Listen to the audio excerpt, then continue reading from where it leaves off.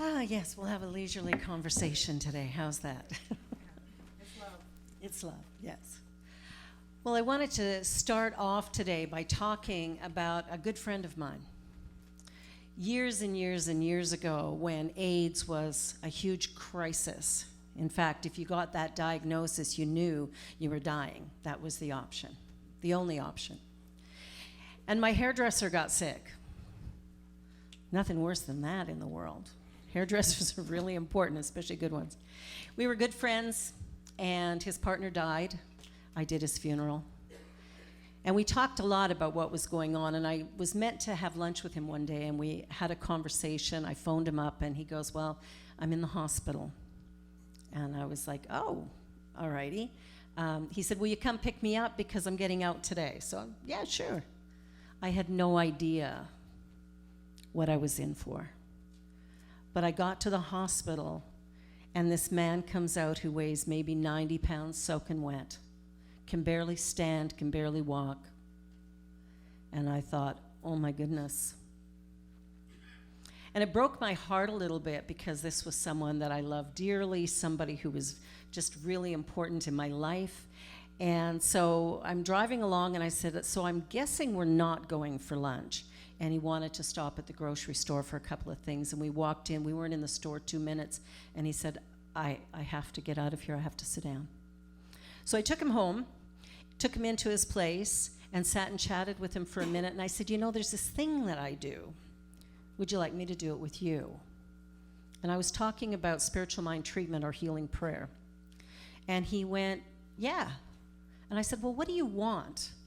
What is it that you want? And he said, for the first time in my life, he said, I want to live. He says, I've never been afraid of dying, but I've always been afraid of living. But he says, since I've been sick, this has been such a blessing. Imagine saying that AIDS is a blessing. He said, this is such a blessing. My friends, my family, they phone me every single day and tell me how much they love me. He says, I want to live. I said, all righty then. So we did a healing treatment together. And I left, and I phoned a girlfriend that I knew also was a very good friend of Michael's. And I said, you know, he needs support. Well, she took him into her home and helped to feed him good food and make sure he was well looked after. The idea of love is something that goes way beyond the words that we speak or the thoughts that we think, but it's also the practice that we do. 2 weeks after I dropped him off at home, I went to visit him at my girlfriend's place, and I was shocked by what I saw. He'd gained 18 pounds. He had color in his cheeks. He looked like a living human being again. That was the middle of February. By July, he was back to work as a hairdresser. You know how many hours a day that means standing. And in August, when they took his blood, they couldn't find the virus. Now, I share this story because at that point in time, it was a death sentence. There was no coming back from it. This was the early 90s. Today, we know that it's a different story. People can live with HIV for a long, long, long time. It's fine. We've got things to handle that. But the healing power of love is this idea that we're willing to be fully engaged in life, fully engaged in being, in the energy and vibration of that consciousness of the one. When we begin to recognize that God is the only thing there is, because there's God and you've got such good memories. God and nothing, right? There's only God. So when we recognize that and we make a decision, see, I didn't do anything to him. He did for himself. He chose life. And God said yes. What is it that you're choosing? Last month we did the dream series. What is it that you're dreaming about? What is it that you've been imagining for your life? What is it that you've been hoping would happen for you that you have in your mind, oh, well, maybe not? You see, it's time for us to make a decision. And not making a decision is making a decision, right? So we make a decision. We make a decision to live the Christ life. Anybody up for that? Yeah, that's a demanding thing, to live that Christ life, because it means that every day, in every way, I must show up in love. Not for some of the people, some of the time, but for all of the people, all of the time, and most especially for myself. Am I right? Because if you don't love you, you don't have anything to give. Jesus showed us the way. Why could Jesus walk on water? Because he got out of the boat. That's why. When was the last time you got out of the boat? When was the last time you challenged yourself to be great? Now, why is it that I hear people every day going, oh, well, I just want to be normal? What is that? Mediocrity at its best. We train people to be mediocre. I mean, how marvelous is that? Well, how about we stand out from the crowd? How about we stand up and get recognized as some divine creative being living a remarkable existence, so beautifully done that people are surprised by it because they go, whoa, how'd you do that? How did you heal your life? How did you experience great love? How did you move forward in a way that changed everything around you? And are you ready to do that? You see, Jesus was not the only one who could experience the Christ. We all are. You are that right here, right now. Why do you pretend you're not? Why are you choosing to live a life that's less than when you have within you the mighty power of God to complete everything, to be everything? When are you going to do that? When are you going to stand up and be counted? When are you going to stand up and go, woo, check it out, I am the one. I am the Christ. Are you ready for that? Are you ready for that? You see, we talk about God, we talk about the Christ consciousness, we talk about coming here and living in a place of joy and love, and then we leave these doors and we go back to our old habits. We go back to playing small. We go back to pretending that we're just some broken, flawed something that isn't worth much. We've forgotten that we are created in the image and of the likeness of God. We have forgotten that our word has power, that what I name a thing, that's what it's going to be for me. So what have you named yourself? Have you named yourself sick? Have you named yourself unlovable? Have you named yourself needing fixing, broken, flawed? What is it that you've named yourself? And what if you change that name to Christ? What if you chose today to live up to your splendor? What if you chose today to live up to what God created? What if you chose today to be beautiful, outrageous, remarkable, gifted, unique, and special? Because you realize we are all unique and special, right? Not one of us, not some of us, all of us. And each one of us comes here in this life experience because we got a little something we need to do that only we can do in the way that we do it, right? What I do, I'm the only person who can do what I do in the way that I do it. And so is the same for you. You're unique and special. Can you begin to look in the mirror and go, whoa, look what God made. Woo, I like it. Can you do that and allow yourself to fully embrace the essence, the power, the beauty, the grace that you are? Are you ready? Are you ready to stand up naked in the wind and go, yes, I am here. I am free. I am divine. Are you ready? See, the healing power of love is not something that happens by accident. The healing power of love is remembering the truth of who you are. Giving up the story, giving up the lies.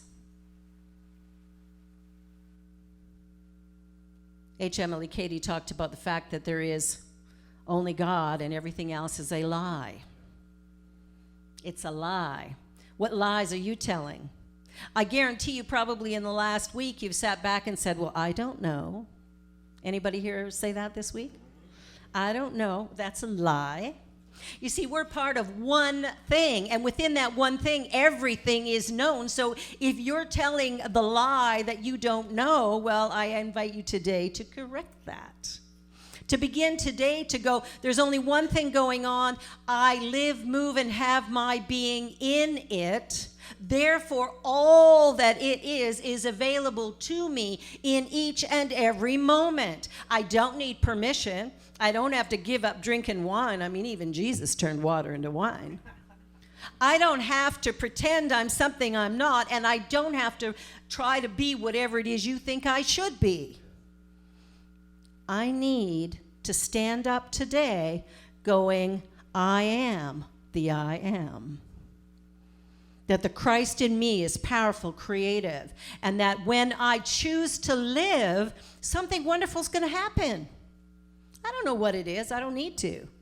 I just need to be willing to take that step every day. It was like my friend when he was recovering from his AIDS diagnosis, right? From his deathbed, really, because that's where he was when I saw him.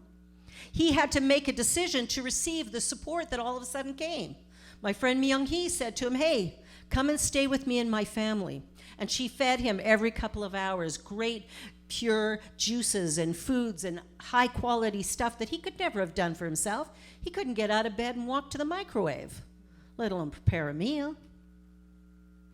But he received that. You see, sometimes we go, oh, wouldn't it be nice if something great happened in my life? And then a little angel comes along and says, hey, let me help you do this. And we go, no, thank you. It's quite all right. Hello, how do you think God's showing up? God's showing up as Kay and Sham and Genevieve and Marita and Carol. That's how God shows up. God shows up in our lives as an experience, as a person, as whatever. It's like we put an idea out there and the universe goes, all right, baby, here you go. And something shows up and we go and say no to it. Well, what if we said yes? What if we began today with a whole new vision for life and living, and we decided that our word did have power? We decided that we were created in the image likeness of God. We decided that today is the day, because why not? Now is the only moment. So what am I going to do with now? Get in and laugh and live and dance and sing and play and be outrageous and wonderful and brilliant and fantastic. What if you chose to just be you? You know, with all those flaws that you've been counting. All those ways that somebody said, oh, don't do this, that's wrong and bad. Don't do that, that's wrong and bad. But it's what I like. If you like it, do it. See, we want to begin to live from a place of celebrating and rejoicing in our true nature. And our true nature is spiritual. And all of this other stuff that we put on, you know, the fancy dress, the new hairdo, the makeup to, you know, highlight whatever qualities, all of this stuff is nothing. How you show up in the world, the way you love the brothers and sisters in this world, that is everything. The healing power of love is not something that happens magically. It is something that happens when I intentionally choose to show up in this world as the Christ. I choose to love not some people, but everybody. Now, you know there's somebody in my life that I cannot stand, right? Because we all have somebody, right? You know, I got to be honest. We all have somebody. But that person has to be loved. You see, we have to love the person that does the most hateful thing because they don't know any better. And they need our love in order to lift them into the consciousness of oneness that we're choosing to live in, hopefully. So when somebody does the most hateful, unkind thing, our heart must open, not close. Judge not, lest ye be judged. Because we don't know. We don't know why that person is behaving the way they are, but oh my God, that is a call for love. When somebody does the most hateful thing, we have to breathe into that, quiet our minds so we can get back to our oneness, to our God self, get back to love, And then in our mind's eye, begin to radiate love to that individual, that we might lift them, that we might see them in love so greatly that they begin to see themselves in that same way. See, it's a call for love. And when somebody shows up really nasty, that is not their essence. That is a choice they're making due to who knows what. And I don't need to know what. I need to remember who they are. Neil Donald Walsh wrote a little book called The Little Soul and the Sun. It actually came from his book 1 of Conversations with God. And in that story, a little soul decides it wants to come into life and experience life. And God says, well, you're all that is, so how are you going to do that? The only way would be if there was an opposite. So a friendly soul says, hey, I'll come into your next life, and I'll be the bad one. I'll do something, because the little soul wanted to experience itself as forgiveness. Well, in order to have that, it had to have something to forgive, right? So a little friendly soul said, I'll come in, I'll be the one. It's a great little story, because what it's suggesting to us is the person who's doing the hateful, hurtful, awful thing is actually serving our highest evolution, if we will only begin to look at it from that place. In the end of that story, God says, I only ever sent you angels. Who is the angel in your life? Shamroy. You're welcome. Who is the angel in your life that has done the most hurtful and hateful and unkind thing? That you can begin to look at it from a new perspective and remember who they are. Remember, I only ever sent you angels. And so from that perspective, you can begin to love that individual. Because how do we heal the world? You see, the world is not broken. It's just certain people have forgotten who they really are. So it's up to us to see them in a new light, begin to see them for who they really are. And as we do that, who knows, they might just recognize and go, whoa, that's me? Oh my gosh, I had no idea. It's like the song that Ricky Byers-Beckwith wrote. I love myself so much that I could love you so much, that you could love you so much, that you could start loving me.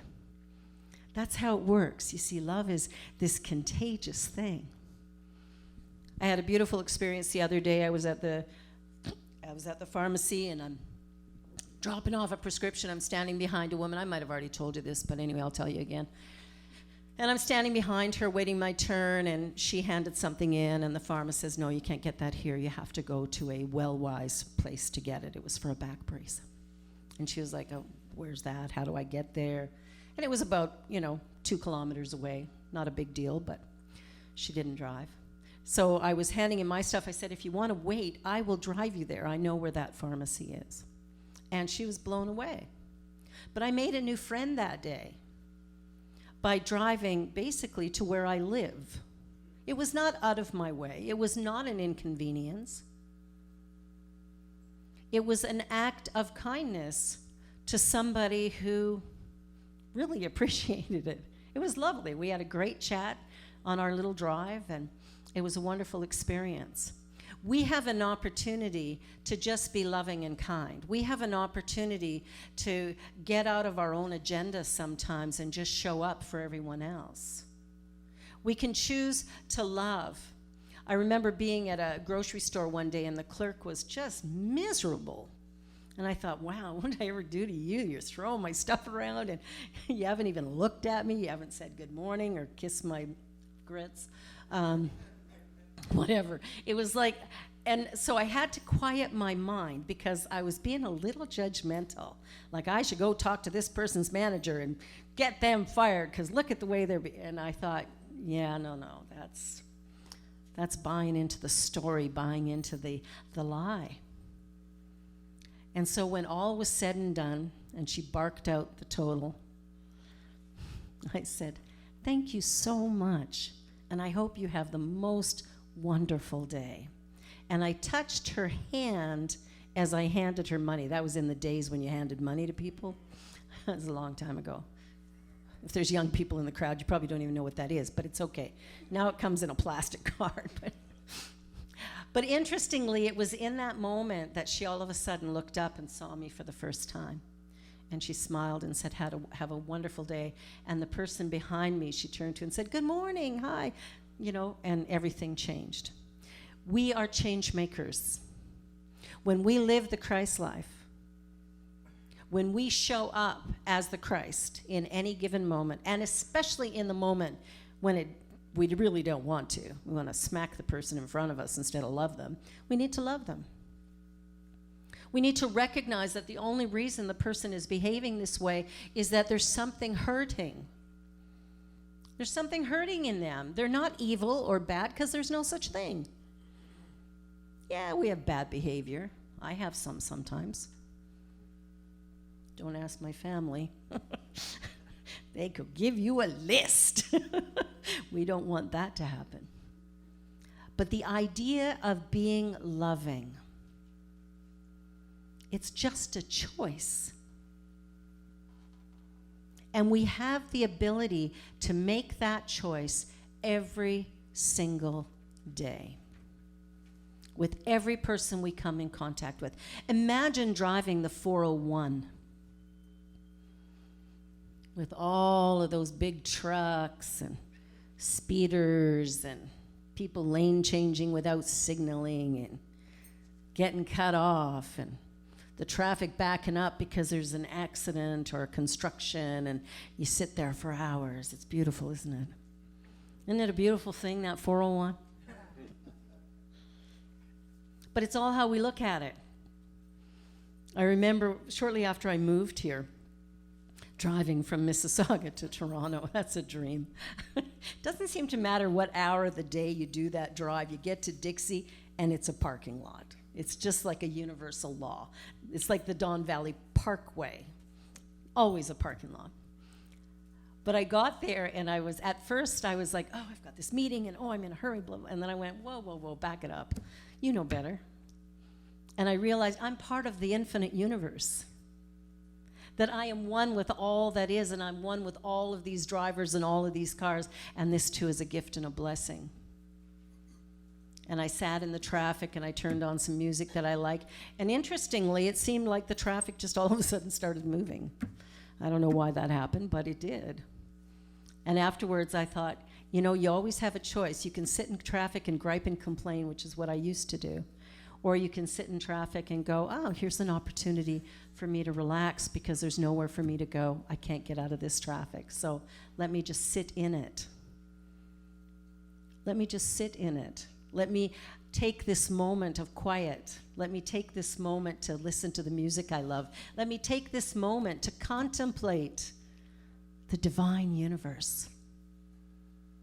You see, we're at choice in every moment of every day. What choices are we making? Are we choosing our greatness, our brilliance, our most remarkable self, or are we choosing to play small and miserable and cranky? A few years back, I was parked outside my old church. My daughter-in-law was parked behind me, and some lovely young person came along and smashed out our windows. So church service was just wrapping up, and there's a knock on the side door. So I go and I open the door, and there's a police officer standing there going, do you know who owns these cars? I went, well, one of them's mine. Grabbed my daughter-in-law. He says, well, somebody smashed out the windows, obviously looking for money. And so I looked at it, and I went, okay. Showed him some ID, showed him it was my car. Went, all right, okay, I guess I got to go find a glass place, and I better go find some plastic so I can cover up this window so it doesn't rain in there. And my daughter-in-law comes out, and she's crying, and she's upset, and she's just like, how could anybody do this and wreck my car? And we were having just completely different experiences. So we drove together to the garage to vacuum out all the glass off the inside of our cars. And then we went to a store. And I had said to her, I said, it just is what it is. You can't change what is. What is has already happened. But how you deal with it is your choice. So we stop at this store, and she decided just to stay outside in her car so that, nobody would maybe come and take my car since it was unlocked, obviously. So my son and I go into the store, and we're looking for tape and plastic so we can cover up these big holes. And didn't find any, but picked up something else. I'm standing in line ready to pay, and the woman in front of me is buying a bag of oranges. And the clerk rings it up at about double the price. It was on sale. And so she mentioned that to the woman, and she was like, oh, whatever, and she kind of stormed away and went to check the price. And so I said to her, do you know about the scanning practice? And she said, no, what's that? And I said, well, if they ring it up wrong, they have to give it to you for free. And she was like, excuse me? I said, serious, it's written right here on the side of the till in 4-point type so nobody can read it. But yeah, that's what has to happen. She goes, I had no idea. So the clerk comes back, goes to ring it in at the correct price. And I said, what about the scanning practice? She gave me the dirtiest look, like it was coming out of her paycheck. And she gave the woman the oranges for free. So this woman goes and turns and looks at me, and she says, I had no idea. Now, she was a senior, right? Probably on a limited income. She gave me the biggest hug. And I said to my daughter-in-law after, had someone not broken our windows, I wouldn't have been there at that time with that woman having that experience. In everything there is good. And we have to sometimes look for it. But if we are looking at the problem, if we are focusing on the, oh no, poor me, I'm a victim, guess what? The good is going to be staring us right in the face, and we're going to miss it because we're so busy looking at the problem. The healing power of love is about recognizing that good is everywhere. Good is everywhere. And sometimes it's difficult to see that. I did a funeral on Friday for a beautiful young woman, 32 years old, died of cancer. I married her and her husband on October 26th, and she died on January 24th. And the family, of course, is crushed. They're heartbroken. But what's interesting is as stories were being shared about this beautiful young woman, she lived a really full life. So she may have only been 32, but she was an adventurer, and she was a giver to life, and she showed up all the time. And I said to everybody there, you have an opportunity to either focus on the moment that took her or begin to live a life that would honor her memory. See all the things that she did and do those things. Get into your life. Now, I couldn't really talk about spiritual stuff because this family was not spiritual at all. So they were clear that nothing like that would come in. So I resisted that. But I was still able to talk about the fact that she lives on through each one of them. And the best they live their life is honoring the life and the way that she transformed theirs. So we always have a choice about how we show up. We always have a choice about what it is we do and how we do it. And to not make a choice is making a choice. When we choose to play small, when we choose to show up as broken and flawed, when we choose these things, we want to reassess and go, what could I choose instead? What could I do differently? The healing power of love is not something magical. It is the energy of God within each and every one of us.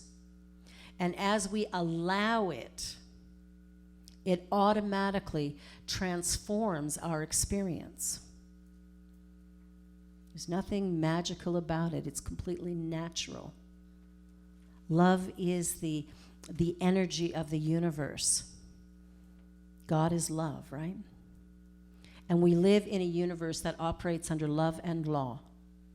So whether we know the laws of the universe or not, we're still subject to them. Just like the law of gravity. You don't need to know about it to know that if you step off some high place, you're going to fall and probably break an ankle or kill yourself, right?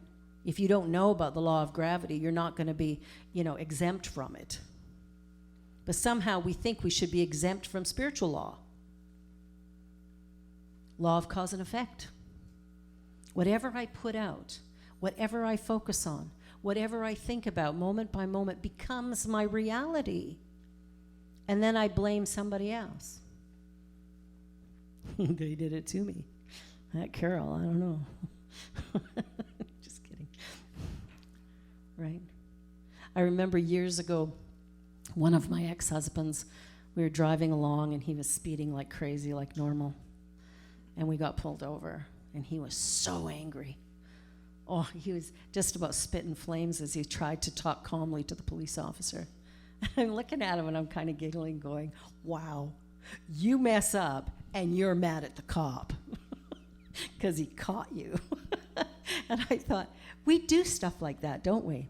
We mess up knowingly, okay? We knowingly do stuff that we know is going to get us in trouble. And then when we get in trouble, we blame the person who noticed us messing up. We're a funny lot. The healing power of love is about recognizing I am the I am, and I'm going to live from a place of consciousness. I'm going to live from a place of personal responsibility. I'm going to live from the highest possible expression of love and life in each and every moment. I'm going to allow myself to make mistakes and learn from them. Not blame somebody else, but learn from them. I'm going to allow myself to have the life that God intended for me at my birth. It's not by accident that I have the talents I have or that you have the talents you have. It's not by accident. We are born with those things. They're natural expressions of our unique self, and we all have it. We all have that little something, something. What is it for you? And are you willing to give it away? You see, I believe that we are here in service to life. We're not putting in time. We're here in service to life. And we're meant to do that. But we have to do it from our unique little special something, something. Some of us like to bake. Some of us like to speak. Some of us like to sing. If every person on the planet could do what they love, you know, there are people who like to clean house. I love those people.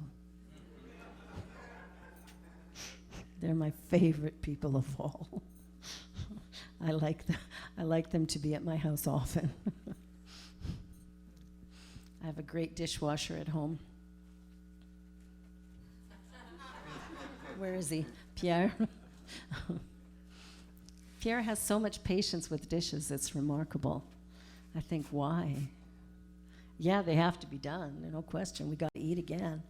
We only have so many plates. But, you know, he listens to his comedy shows and does the dishes. I think, wow, I am so blessed. I am so blessed to have a good-looking dishwasher. one that I love so much. I wanted to share with you from the Revealing Word. If I can find the page. It's a great book, by the way. If you don't have it, you should get it.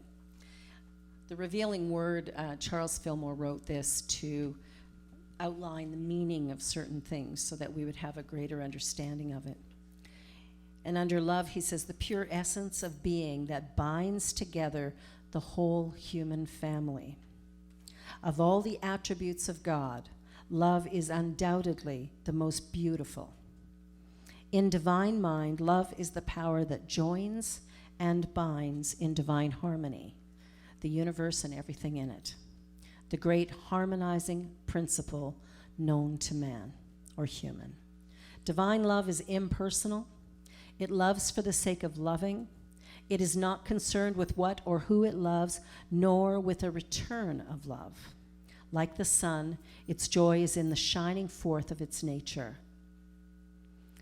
Love is an inner quality that sees good everywhere and in everybody.